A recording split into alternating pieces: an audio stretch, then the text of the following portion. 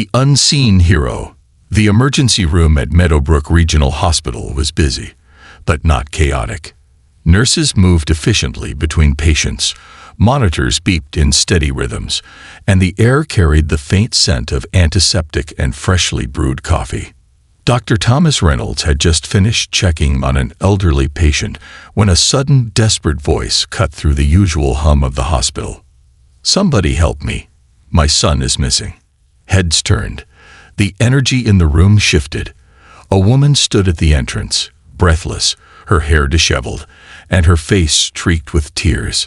She clutched her phone in one shaking hand, the other reaching out as if grasping for someone who wasn't there.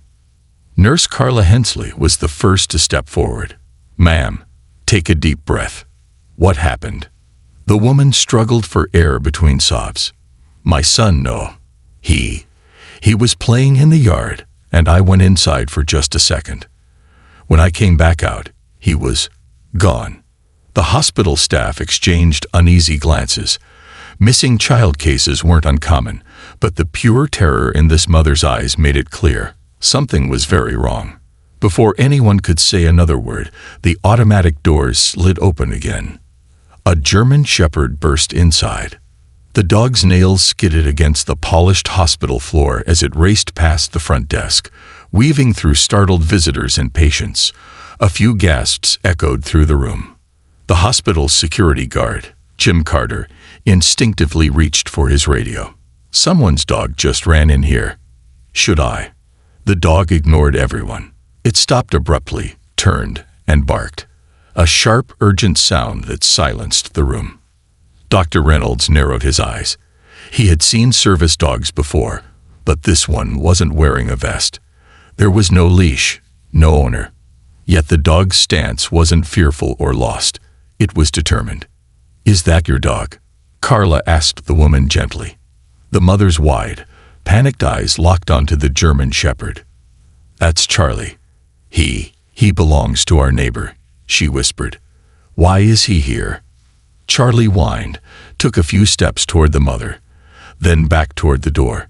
He barked again, more insistent this time. It was clear. He wanted them to follow him. Dr. Reynolds felt a prickle of awareness run up his spine. He had seen a lot of strange things in his years as a doctor, but this was something else entirely. "I think he's trying to tell us something," he said. The mother's breathing was ragged. "Maybe he knows where Noah is." Jim, the security guard, frowned. "Dogs don't just run into hospitals for no reason. If he's acting like this, we should listen." Dr. Reynolds turned to Carla. "Grab some blankets and a first aid kit, just in case." Carla didn't hesitate. The mother wiped her tear-streaked face. "Please, let's go."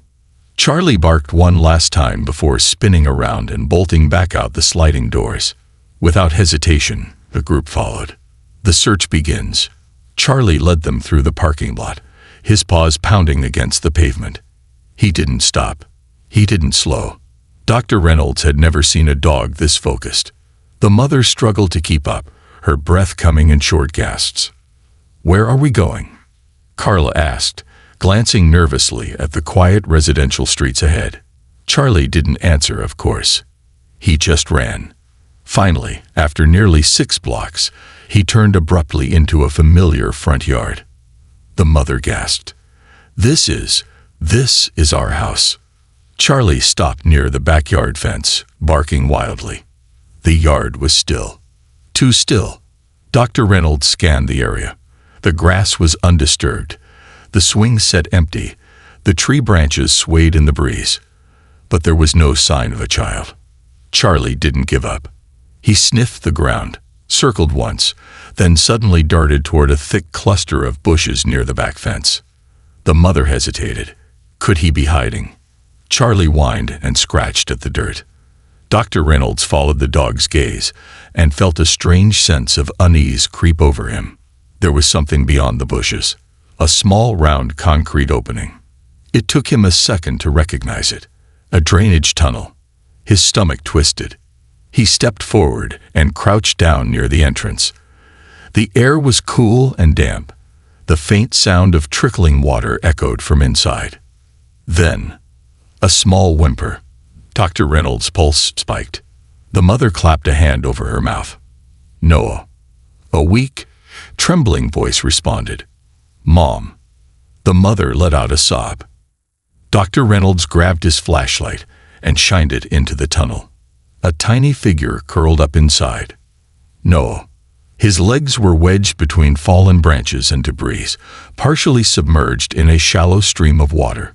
His small body shivered, his lips slightly blue.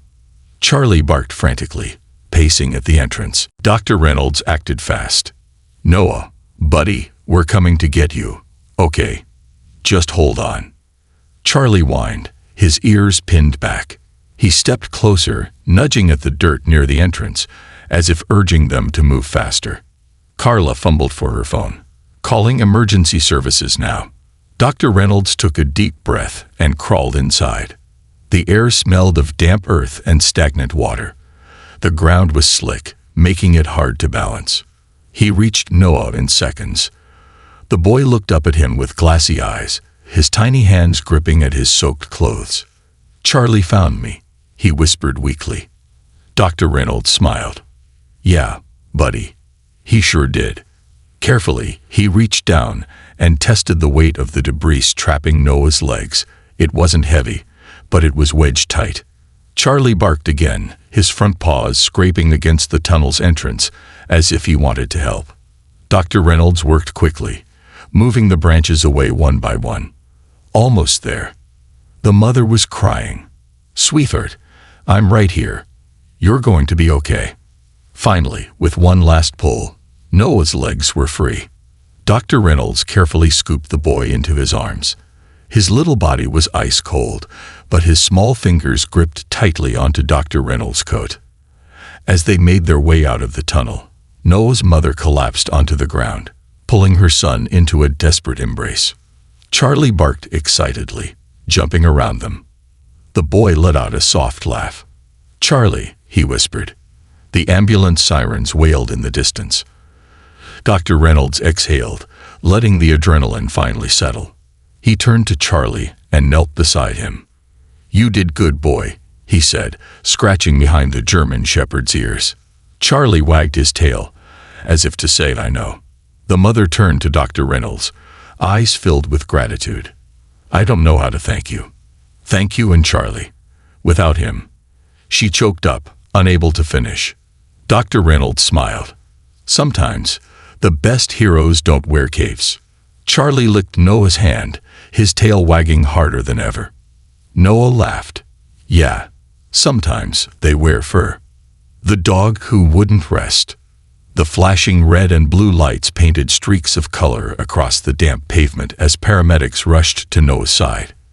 His mother held him tightly, whispering reassurances as if afraid that if she let go, he might disappear again.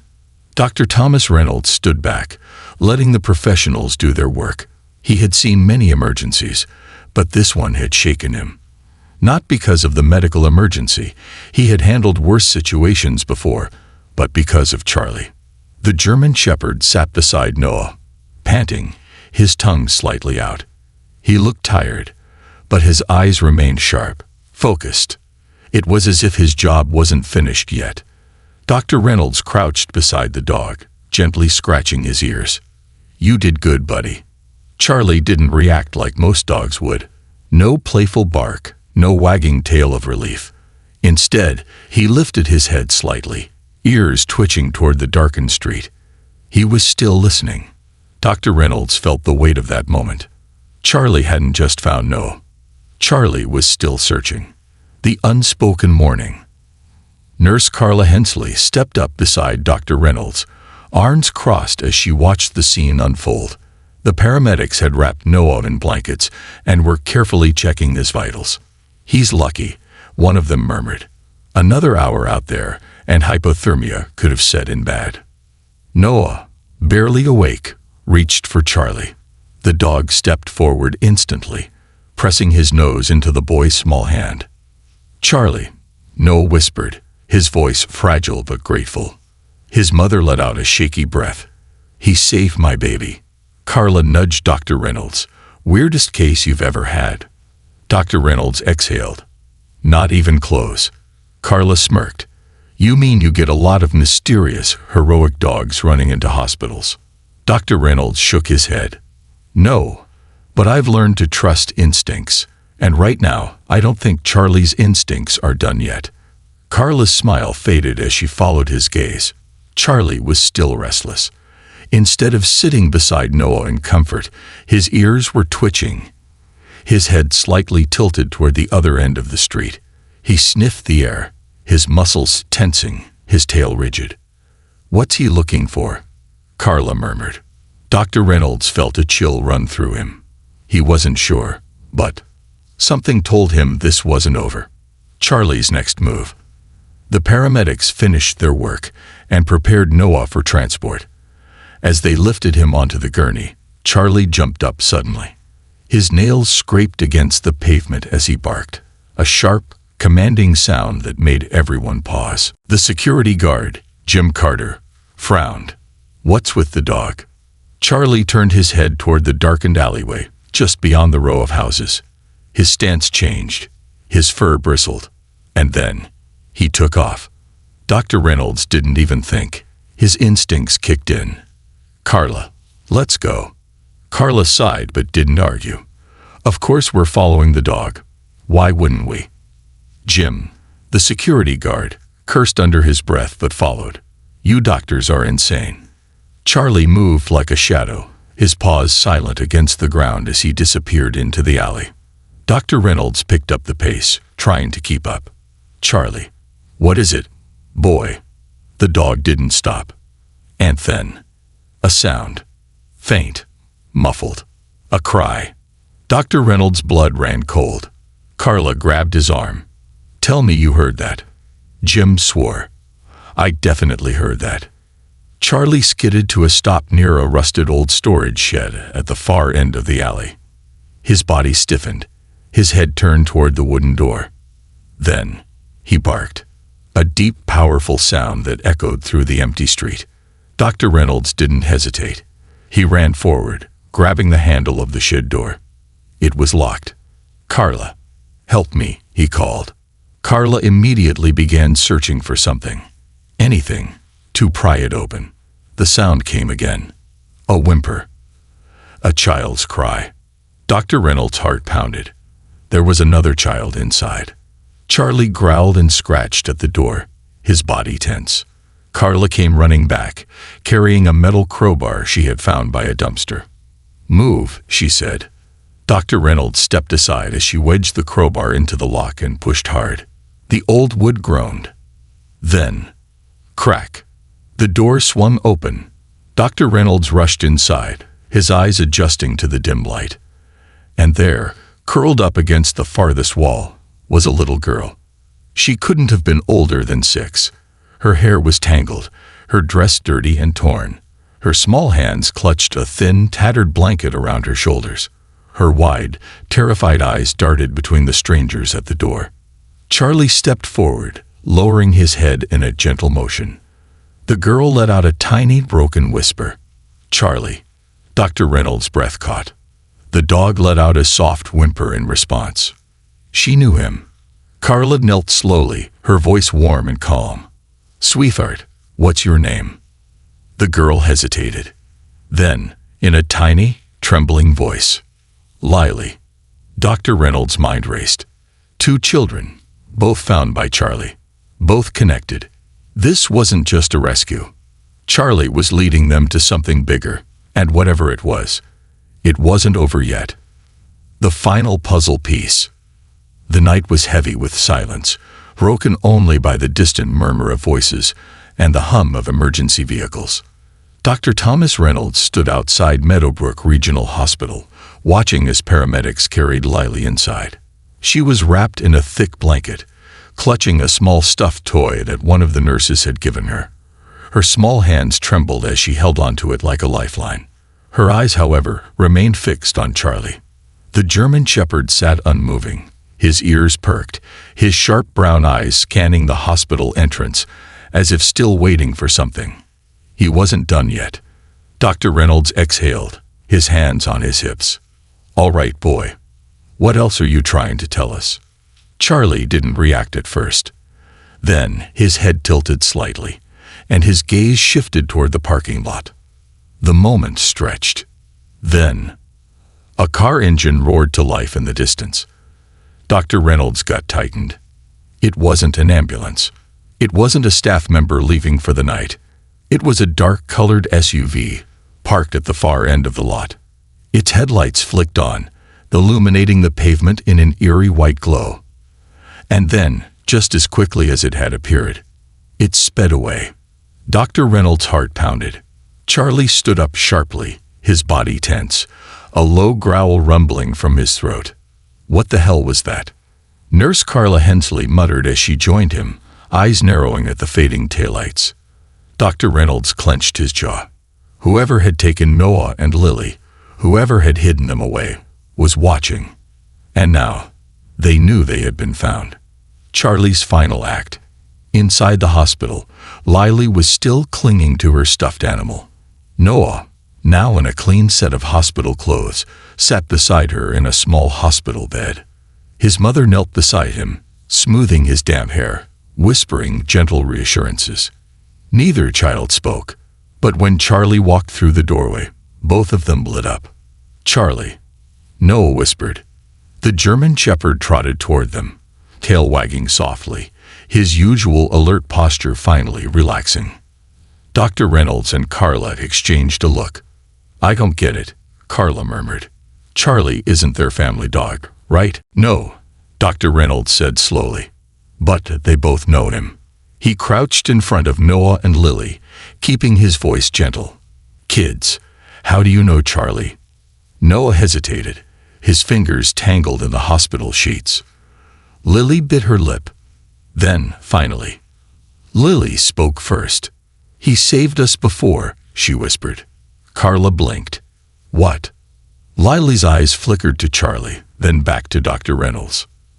A long time ago, before the bad man took us, we were in a place with lots of dogs. Dr. Reynolds' heart stopped. Charlie let out a small, soft whine. Lily continued, her voice barely above a whisper. But then, the bad man came and took us away. She paused, her grip tightening on the stuffed animal. And Charlie tried to stop him. Noah nodded. Charlie bit him. I remember.